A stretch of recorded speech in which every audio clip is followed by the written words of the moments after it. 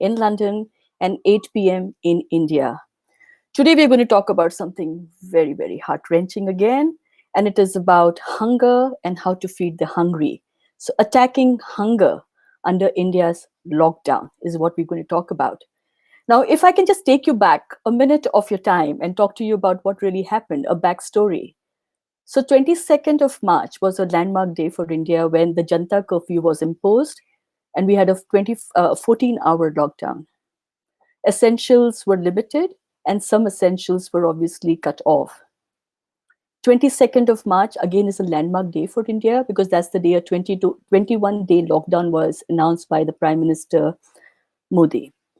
All well, all good, because it of course helped us in contain the virus and we were all hoping that it gets contained. But it did bring about a huge amount of problems and challenges that probably some had thought about and some had forgotten until you couldn't forget it anymore. The 105 million estimated migrants were suddenly left homeless, jobless, and in most cases, no food to eat. They couldn't go back home because transport facilities were also suspended. And imagine suddenly you're in a city where you earn your livelihood, you have no income, the rented place you're staying at, the landlord is threatening to evict you because you cannot pay them money. Some of them, sorry, stay on streets. There are homeless people. These are simple people who earn on a daily basis. What do we do? So the government set up relief camps, as we all know.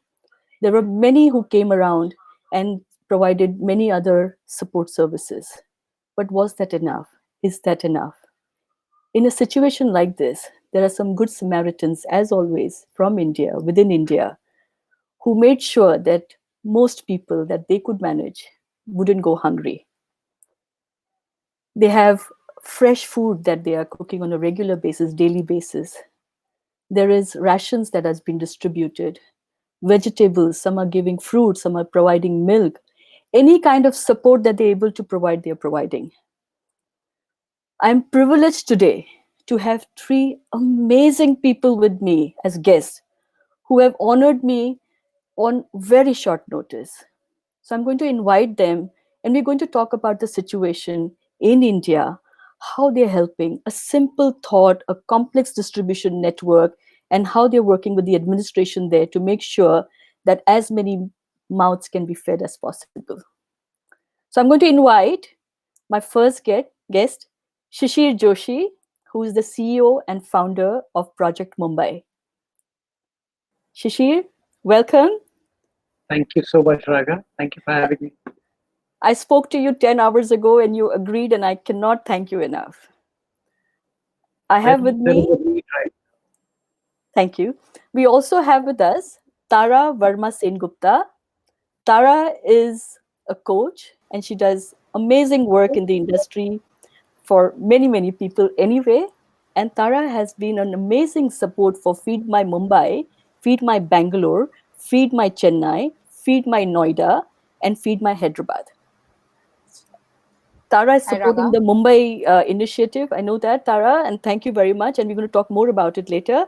We're also joined by Kalyan Chakravarthi. Kalyan has an amazing day job. He's the CFO of Pyramid Realty, and he's also supporting Feed My Mumbai initiative, and he's put the structure in place in terms of the donations and the financials. And I know that you're doing a lot of other work behind the scene. So welcome all three of you, and I cannot tell you how amazing it feels to be in your presence. I'm going to start with Shishir. Shishir, when I spoke to you, I thought I'm going to talk to you about feeding the hungry. Now that you shocked me, you surprised me. It's not just that what you do you? 65,000 fresh meals a day is what your NGO is supporting. 1,500 individuals at hospitals, plus whole lot of other things. Can you share more, please? Well, yeah, there's a lot of things, Raga. We're feeding about 1,500 doctors in about five, six mainline hospitals right now. I'll come to the feeding the homeless or migrants in a bit from now. We've also set up two uh, mainline helplines for mental health. One something called counselors on call, which is for 50 trained 50 counselors who are there on call for people in 7 different languages. For people with special needs, we've got special need therapists. That's another helpline that we've started. What we also did was for senior citizens living alone, and we created a free delivery of food, medicines, grocery, fruit for senior citizens living alone, and also for people with disabilities. So that's another thing that we started. Also, people who are medically quarantined, because they should not be compelled to step out and buy things. We created a network of close to 1,500 volunteers who are, as we speak, trying to reach out to these people and trying to facilitate lots of things. From tomorrow, we are launching another helpline for mental health for people with limited financial resources in rest of Maharashtra as well. It's a toll-free number that we're starting. We're also creating a platform to the film fraternity. We have vanity vans from the Film Producers Guild, and those will be positioned at 11 different locations for women cops, so that women cops have some restrooms available because they're out in the day all the time. We're trying to see whether we can help them in ways possible. So different areas that we're working on at this point, but I always believe there's so many amazing things so many people are doing, and Sure. this is just a drop in the ocean at this point. So before I move on to Tara, I just want to know, it's very intriguing for me to know as a layperson, 65,000 meals, 1,500 meals. How is that even possible? I mean, in the lockdown period, how are you in managing to do that? What is the system that you have in place? The system is there are people with everybody has a good bone in them, and you realize that in a situation like this, they've all come forward. So I'm not in the food business, we've healthcare, environment, other things that we're doing. So the moment we started providing groceries to senior citizens, there was somebody else who called to say, "Can you provide food to doctors?" There was somebody else who called, say, "I have a restaurant which is shut down right now, I've got employees, I can cook up some food." It started from there. They offered. There was somebody else who came in that there are areas that need help. We mapped the Western Express Highway in Mumbai, which is the largest expressway in that sense, from Bandra to Dahisar, which is a 25-kilometer stretch. Two restaurants which came forward to say we can cook food for these people out here. As we started moving forward, more and more kitchens started coming forward to help out. So there were people, most places are shut, I completely agree. And both Tara and Kalyan would vouch for it. But there are people who are ready to to help out, bring people together, and these people are experienced uh, in the food business. So I've got Karan who runs a hospitality service. I've got Munaf Padia who does something else. And they know the business. The VP, they know the business of food, and they've helped us to figure out how much groceries we need, how many vegetables we need. We're trying to facilitate. How do we manage to channelize these services back to the restaurants? And it's just that we played the role of a catalyst. We've joined the dots, and it's been a great figure that we managed to create. You make it sound so simple, but I'm going to come back to you soon on how complex this is. Tara, 1 million food packs as of today. We've reached over 1 million, right? Yes, Since the we 27th have. of March, you're saying to date, you have fed 1 million people. Now, to me, that number is just absolutely mind boggling. As mind boggling the 135 million migrants is. Now, tell me, you shared something very interesting when we spoke yesterday. You said that it started with a simple idea, it was a simple thought. Can you share more about it? Yes, so as you know, Feed My Mumbai is a part of Feed My City, which is the parent initiative. Feed My City started like, it was a little seed of an idea. Three people got together in Bangalore, Jaggi Marwa, Krishnan Ganesh, and Venkat Narayana. They wanted to do something for these distressed families, pooled in their own resources, and said, let's distribute food. Now, all of them are very, very senior executives in, themselves. Jaggi and Venkat belong to the real estate industry. Ganesh is a serial entrepreneur. Nobody really came from a background where social work had been done. It was just an idea to do something for the city. They started with 500 meals. That's what we did on day one. One city, 500 meals. In 20 days, we've grown to 5 city and 1 million meals. And like Shishir said, it's a drop in the ocean. Sure. It's a great number. 1 million sounds lovely, but it really isn't covering even half. Forget half, we're like long way to go for the half. We need to do a lot more. There is so much work to be done. Now, how did it come about? I think there are 25 or 30 of us now. We coordinate everything on WhatsApp. Now, with the lockdown and social distancing and everything, not too many people can be out on the road. Everything is done on WhatsApp. And the most incredible thing is, most of us did not know each other. I know Jaggi, but I don't know the other two people who started this. Kalyan would know one person, but he wouldn't know someone else. So we've now created bonds to last a lifetime, and it's an incredible feeling to be able to give back. And so far, I think each of us has only given back in terms of donating, and then we forget about it. But Sure. actually doing something more is, I think we're feeding our souls, really. It's Beautifully not so said. much feeding the others. Tara beautifully said, we are feeding our souls. So, in that way, Kalyan, so how are we managing this? What kind of donations are you getting? Are corporates, participating in this initiative? How are you managing the funding part of it? To feed so many people, you need funds, right? Absolutely. Like I guess almost any initiative, and my day job also involves that practically. Having said that, when we started in Mumbai, the story is just little simpler. Three of us got together and we said, let's start by feeding about 500 people a day for the next 1 month. That is something we can fund by ourselves with our own money. We won't need to reach out to anybody. We hardly have any experience of either social service or, for that matter, food industry. So Wow. there is a bigger chance that we will goof it up than do it right. So let's limit the numbers to ourselves and the financial risks to our own money. Let's not reach out to others. But before that day ended, we had people of larger stature and reach who joined us. Mr. Maria of Mumbai, ex-Mumbai Police Commissioner, he kind of became an advisor, so to say, and a well-wisher through a network of the Bhargava couple. And we basically said, let's do justice to these gentlemen. And the three of us, we were able to do 500. By the evening, we thought there are about 6, 7 of us. 1,000 looked possible. So we took a bet and said, probably there will be 12. Let's start with 2,000.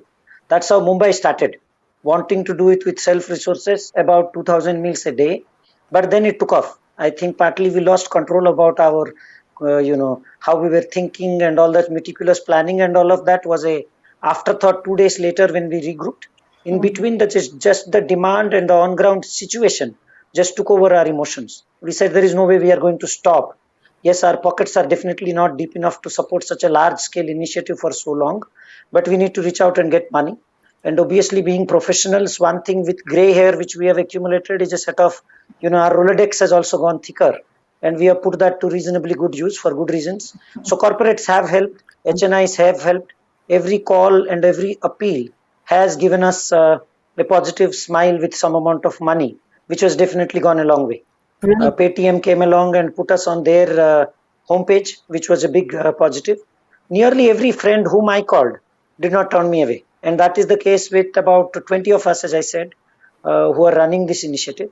And on the fundraising side, about 4 or 5 of us are more active, who probably spend half our day job trying to raise money, another half attending our office calls, like Tara said. So, what are we And talking about? Sorry, I'm going to interrupt, Kalyan. What are we talking about?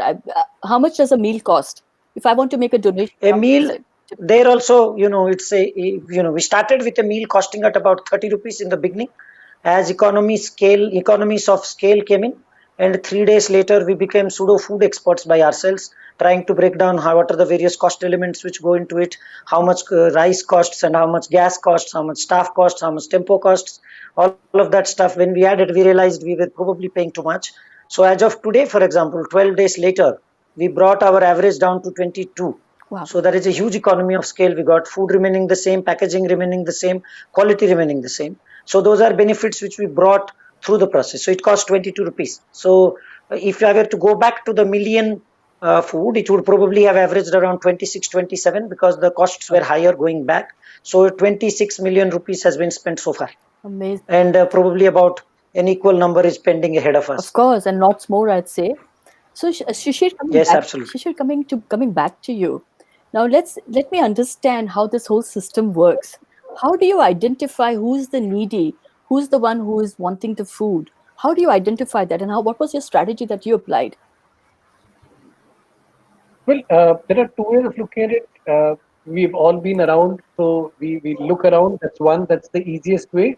And there are people who reach out to her who are experienced. For instance, doctors. The kitchens that are run in hospitals were run by people who are migrants. When the lockdown happened, these people had to leave, so the kitchens got shut down. Some of the remaining kitchens in hospitals were servicing the mainline medical staff. So doctors reached out to us, say we need help. So that's a very it was a catchment ready. It was a need that required to be serviced.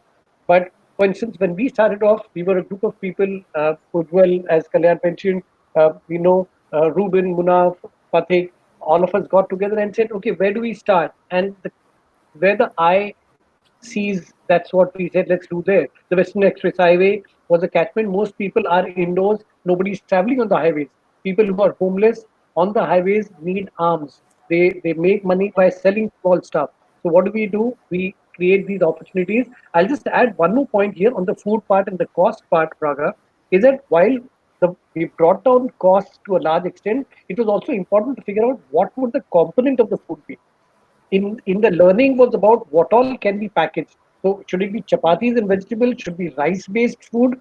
Um, Yeah. what boils down to it has to be nutritious food, because there were experiments where we tried out vegetables, but then food Yeah. is cooked and packed hot, and then the vegetable is likely to get spoiled. Can we try out khichdis? Can we try out different rajma chawals? Can we try out pulaus? So it has to be nutritious enough. And there, what we did, slightly digressing from what we asked, we started something in Mumbai called a banana for every child, Yeah. because it's important to have nutrition. So we got bananas from outside of Mumbai, and every truck that's been traveling with food packets, we put in 500 bananas. We started with 1,000 bananas. We've raised it up to 2,000. We hope to reach close to 5,000 at least every day. Wherever you see a child, hand him a banana so that no child with lesser privileges sleeps on an empty stomach. But yes, there are pockets. People are reaching out to us. We verify whether it's true or not. We check it out because there are locals out there. Most people who are hungry will not lie, especially in a situation like Sure. this. We all go by trust. First, let's feed them. Nobody is going to, ask for more food on a full stomach. If people have said we are hungry, we need help, our first effort always has been let's try to reach out to these people. There are a couple of instances where we may go wrong, but 9 on 10 people need help. They cry out for help, and if we are in a position that we can, why not? Sure, it's brilliant. I'm just going to ask the same question to you, Tara, in terms of what is the distribution network that you needed to set up to make this happen? For instance, how do you know whether Dharavi is more needy or the Worli, the Islam area is more needy? How do you identify these people? And then how do you manage to reach them? There is a lockdown. I mean, Yeah, so Raga, for us, I think this was the toughest bit because, like I said, we didn't have a background in this kind of work. So it's not that we had a ready made knowledge base to go on. So we relied on the city police and the city administration. So they've been our eyes and ears. sure, They come and tell us where to reach the meals, where are the needy people, where there are more numbers. The police have been fantastic. They not only help us identify areas, at times they've helped us even control crowds. I think now the workers and their families have got a little more used to the fact that food comes in regularly. Initially, there was mayhem because they were suddenly put in this situation of complete panic, utter chaos, sure, confusion. They had no idea what was going on. And it's not that all of them watch TV or have access to the internet or news or whatever. So there was so much confusion that when the food came, it was actually like seeing one of those movie scenes where everyone wants a bit sure, of the food. sure. So the police and the city administration, the MCGM, they've been fantastic. How do we get food across? Well, our kitchen partners do help. The kitchens we have, they have their own vehicles.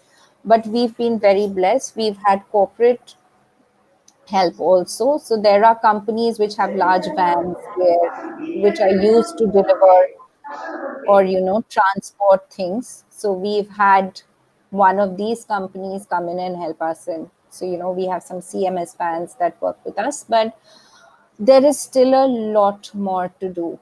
So right now, like one of our volunteers said, that the whole network is so Yeah, complex.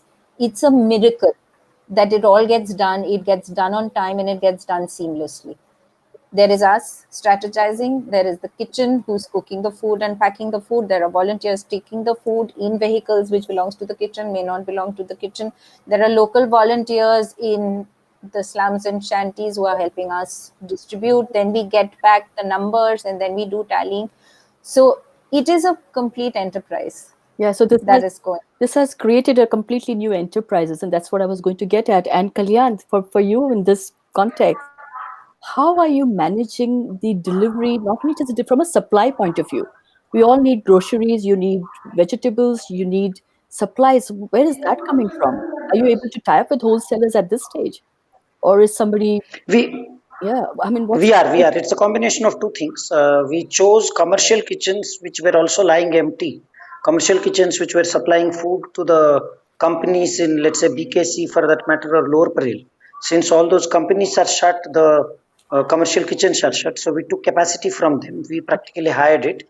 So they had some stock which we used, and wholesalers are available. There are friends and network which we use in order to reach out to the APMC, Navi Mumbai, Vashi area, okay? which right now is shut, but it is pretty much open, and you kind of take help of police or otherwise to reach out when you need to. So the wholesale grain sellers are available to us, and that is largely what we tap. Okay, so what are the main challenges you're facing? Shishir, I'll start with you. Maybe all three of you can answer this separately. What is the biggest challenge for you, Shishir? I think biggest challenge is that we nobody knows what's the scale right now. Apart from the fact that we don't know when it's going to end, so we all need to keep our energies and strength, because there are people who say we'd like to help, and we are saying hold on to your energies because you might be needed in the next stage. It's almost like a relay race right now. There are the first two runners like us. We are already out in the field, and can we ask the third runner to hang on, because we'll need a lot of help at a later stage.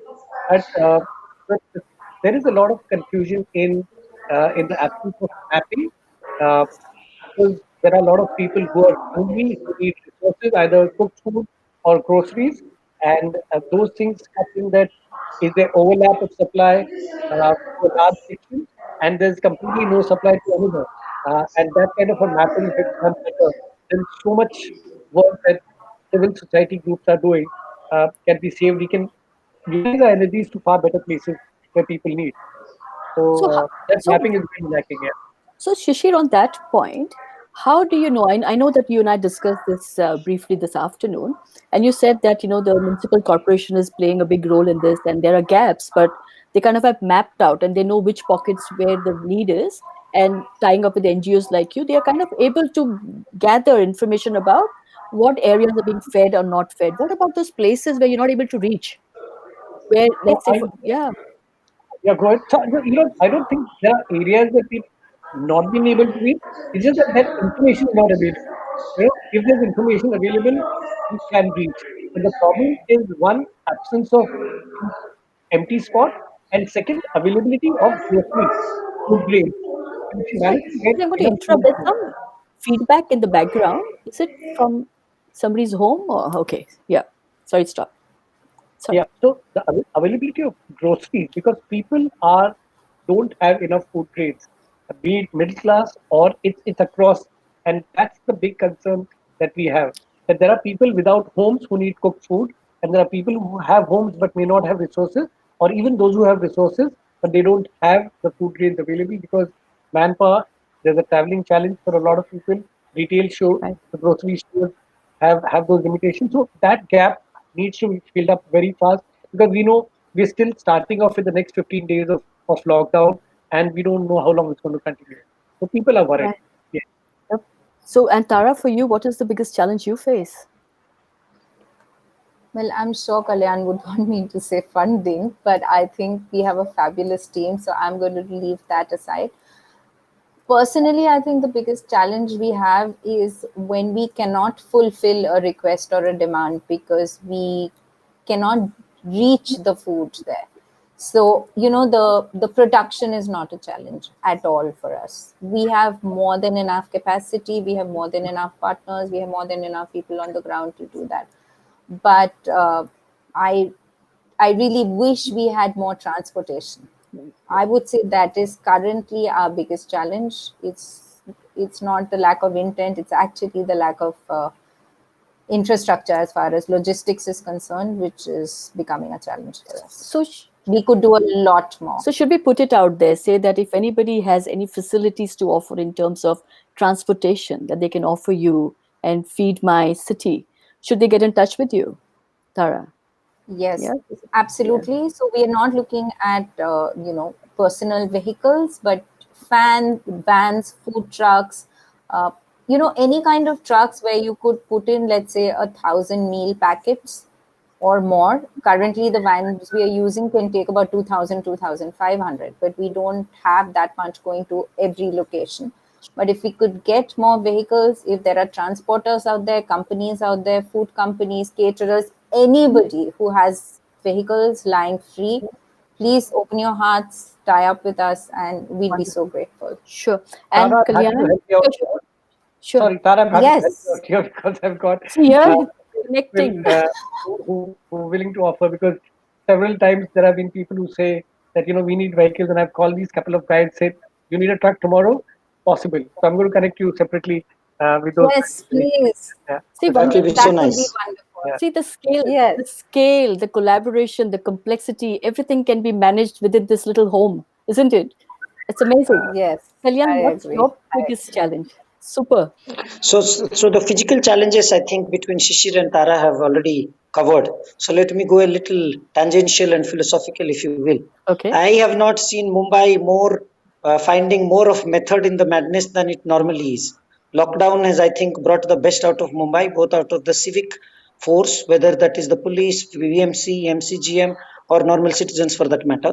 So I think the challenges are substantially less than a regular day that I used to lead while going to an office or coming back. That used to be a fairly tough life to lead in a non-lockdown situation. I do appreciate and we do understand there is a lot of problem out there, a lot of distress out there, which all of us with a smile on our face are trying to solve. I wish we could do more. So the challenge right now is, I think, very appropriately the logistics side. Can we understand the demand better? My bigger problem that I foresee is Mumbai is one of the hot zones, definitely. If the numbers were to go up and the constraints were to become more and more containment zones were to come up, then how does one reach the ultimate beneficiary? Will we have problems in reaching them? That is more of a concern that I have, and I hope we will not have to deal with it in the sense that the city doesn't really see a big spike in the numbers as it already has. Otherwise, I think I am largely a glass is full, it doesn't matter whether it is with water or air kind of a guy. So So Kalyan, do you Raga, think that the administration, sorry, Shishi, I'll just yeah, continue yeah, with this and then you can answer this as well. Between the two of you, Kalyan and Shishi, do you think that the administration and conversations with them about the impending, the foreseeing, the future, would that help? Saying that we don't know what happens tomorrow. If this gets extended, how do we manage? No, we do talk to the administration. It is not that we are not talking to the administration is extremely reachable. We had Okay. a little bit of an issue the other day as an example I am giving you. We needed emergency passes for a few of our volunteers.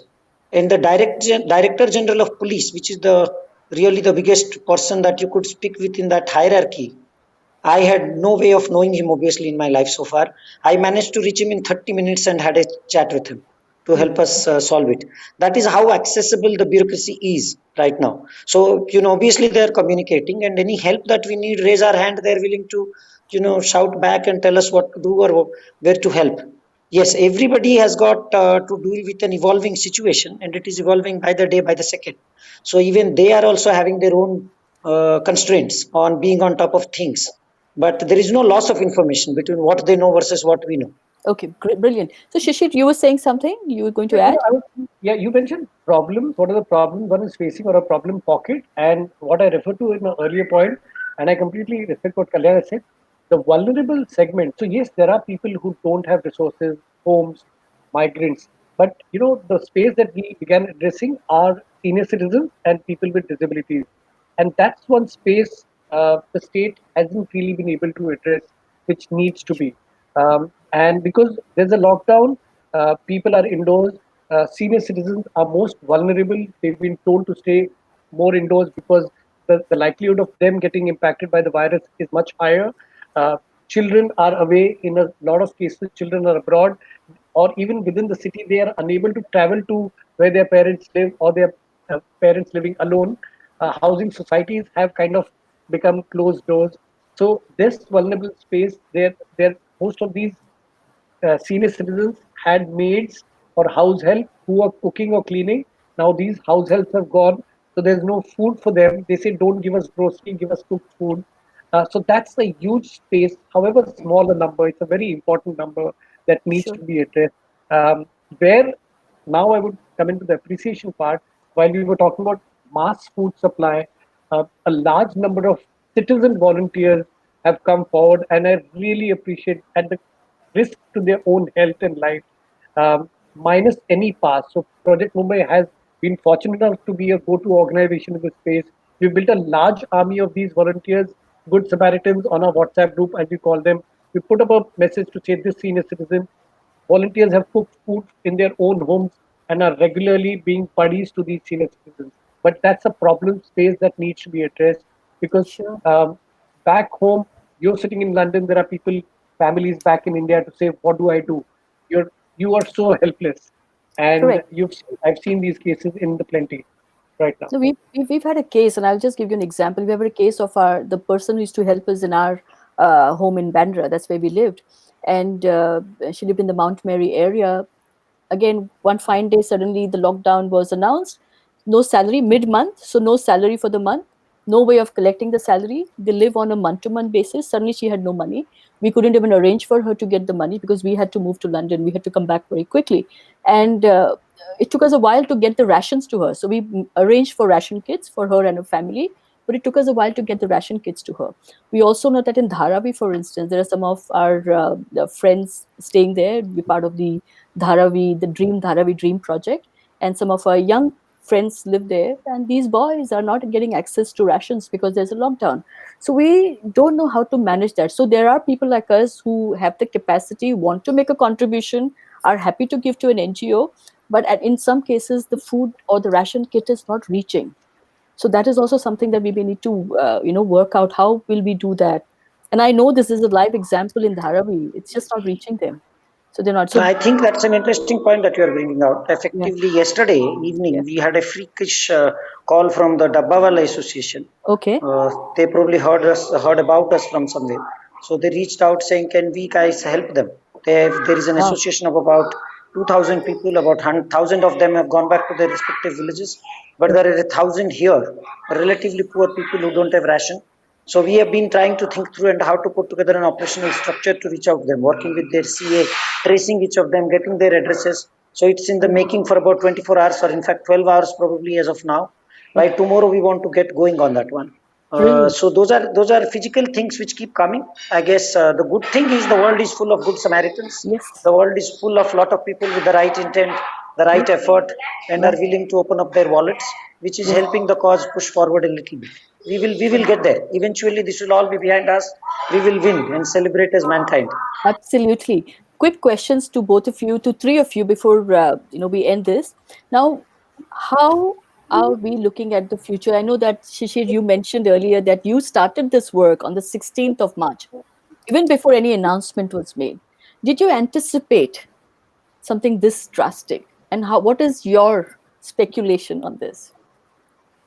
Well, we didn't anticipate the scale for sure, but we preempted some of the concerns because we were part of the administration task force, and we realized that the administration, it's like Mumbai has seen 26/11, and this is 100 times over now, because we still don't know when it's going to end. But when it happened, the administration was too busy looking at the medical containment part, so we started looking at the citizen part, and we started providing services to people who are medically quarantined. So we had a little head start over the others to understand the system, to get a few resources in place. So it helped us at a later stage. Moving forward, yes, Kalyan and Tara pointed out there are so many more organizations, people willing to support through resources, time, good wishes, prayers, everything's happening. From my space, I believe, and which again another space where we've reached out is mental health. And Yeah. while physical health will be available, those things would be there. Mental health support systems would be required because it's a chaotic space right now. People are locked down. Uh, a couple of days from now, apart from the state level service, apart from the two other helplines that we've started, we are also starting something on domestic abuse as a helpline service, because these are complaints still suppressed, because people don't even have an option to call. Families are stuck. Those who want to reach out don't know how to call, because the person they want to complain about maybe It's is in there. the same group, Yeah, is right there. exactly. So we Yeah. may see things and impacts happening, health, jobs, money, um, children, all kinds of things that will happen. And we trying to address that now, so that when things start ballooning, we are right there prepared, or at least tell them that somebody is around when the need be. So we put up these details on our Project Mumbai website for people to call. The counselors are there. We're waiting to ready to help. Wonderful.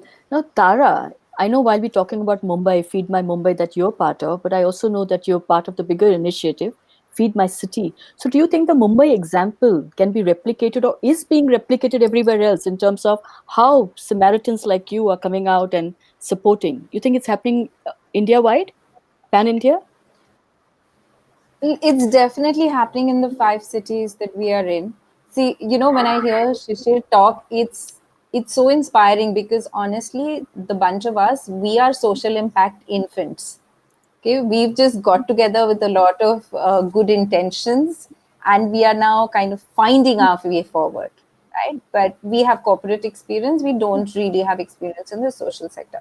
But I am looking towards the future very positively because we've achieved a lot. There's a lot more to do.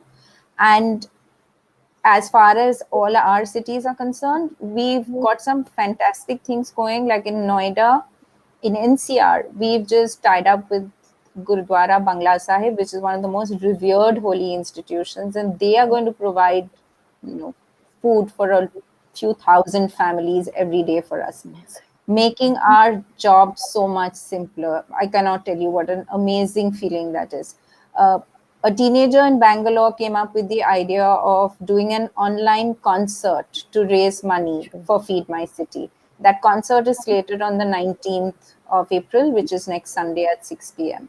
So Sorry, we have what a platform will you have that on? The fund, that concert? uh, it'll be on YouTube. It'll be on Paytm. We are going to screen it on Paytm and probably on Facebook Live. But YouTube and Paytm are our main platforms. Tara, if you can share that link at some point on the comments page, it will be very helpful for those who are interested in the concert and in supporting what you're doing. Yeah, that will be brilliant. Well, our concert page, the page is called Feed My City Okay. Live. That's the page for the concert, and that's what we're going to go live on. The concert link is not up yet because it's Okay. on Sunday, but we can send it to you, and you can share it on your page later. But Feed My City Live, if people follow, we'll have updates going on Sure, there. sure. Thanks, Kalyan. Coming back to you, in terms of donations, now how do we make a donation? If somebody were to want to make a donation to you and to Shishir's NGO, of course, how do we make a donation? Sure. And how? So Yeah. basically, we are present on the platform Paytm platform. So you go there on the homepage itself. You see Feed My City, Okay. and once you kind of click that, you get into the page which shows you which city you want to donate, or you want to donate for all the cities. It takes you to a page where you can select how much you want to donate in terms of number of meals, practically whether you want to donate 10 meals, 100 meals, 1000 meals, and Okay. then it works the normal way. Similarly, we are present on Razorpay. All that you need to do is feedmymumbai.org, or for that matter, feedby followed by the city name.org, and you can pay. We have got our bank details also, we can send that. And if you are an international credit card holder, Yeah. like you sitting in London and want to transfer some money, you can go to impactguru.com /feedmycity, and then do that fundraising initiative page will come there, and then you can pay there. Sure. But beyond fundraising, Yeah. I Sure. think there is one appeal which all of us need to make. All of us in our own ways are employers. We have employed some house help, a driver here, and directly, indirectly, there are lots of other service sector people, daily wage earners who are dependent on us.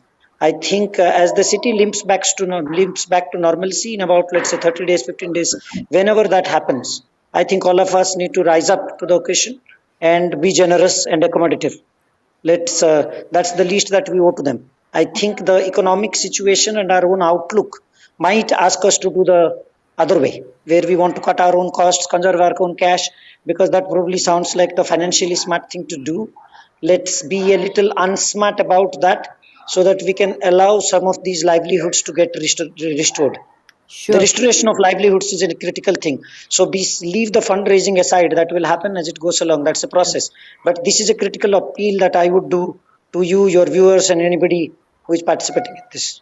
Just look after the people who look after us. Simple as that, isn't it? Yeah. Absolutely. Yeah. Totally. And Shishir, so how do we make a donation to that amazing, NGO work that's set up? What do we do? Well, very simple. Go onto the Project Mumbai website. We've got a crowdfunding platform as well, and we've got our own details as well. So we don't have our FCRAs, so foreign donations. If you have friends and family in India, give the money to them, and if they can help out. So that's a very simple way. But if you have donate some of your time to others, it's Sure. more happy right now because people need support in that sense. Because everybody is stuck. People are very lonely in this space. As Kalyan said, money will come. There's good work happening. Sure. Money is also coming in. There are a lot of people wanting to help out, and I'm not really worried about that. We need manpower resources in times to come. That will be really required, and people with high spirits. So if we manage Sure. to get a combination of that, I think we'll be able to pull through a little faster. You make me smile. So, Shishir, so if somebody wanted to provide their support in terms of the helpline service, maybe they don't want to give money, but they want to provide their time for your helpline. Is there a possibility to get them Sure, engaged? absolutely, absolutely. So write to us on volunteer@projectmumbai.org. And even as I speak, in the last half an hour, we've got 20 mails which have come in. So people have really reached out to say, I'd like to give my time. I have a vehicle. This is where I live. I can help out. So volunteer at Project Mumbai. Write out what your abilities are. That I could do work in mental health. I could do work in taking care of food for somebody next to me, and so on and so forth. And we are happy to map all of them and try to see how I can best make use of all these people. Of course, money is always welcome for a rainy day that might be helpful. But Project Mumbai is a great platform for you all if you would like. And there are so many good platforms. So choose your platform, but give your time. Brilliant, brilliant. And I mean, there is so many things we can talk about, and there's so many things that I want to talk about. But I think we may have to do a part two with you to see how many millions we have fed in India. No, really, this is, I just can't. 135 million people who basically are migrants living in India. I hope each one of them have access to people like you so that at least the least we can do for them is to feed them and their families. To me, nothing is beyond that. When I heard that one comment 15 days ago when the news came up about the lockdown, and someone said, "Pata nahi virus kya hai, marega ya nahi, ye bhook zarur maregi." And that to me was huge. That I don't know whether the virus will kill me. What will kill me first is the hunger. And to me, in today's time, I cannot imagine that any one of us can think of not having that one meal a day. But that is the reality for us in India, for many, many people. And that reality is not fully resolved, but I think people like you are helping out people who can get access to some food. And I hope that we have multiple number of NGOs and people like you who can save this world and feed our souls. So thank you very much, Shishir and Kalyan and Tara. And I hope that if there's anything you want to say, one last thing, please feel free to say before we conclude our talk. May I? Please, Tara. I just want to tell everyone who's listening in and who will listen in later, no amount is too small. There is a child in Bangalore who has committed to fund one meal a day.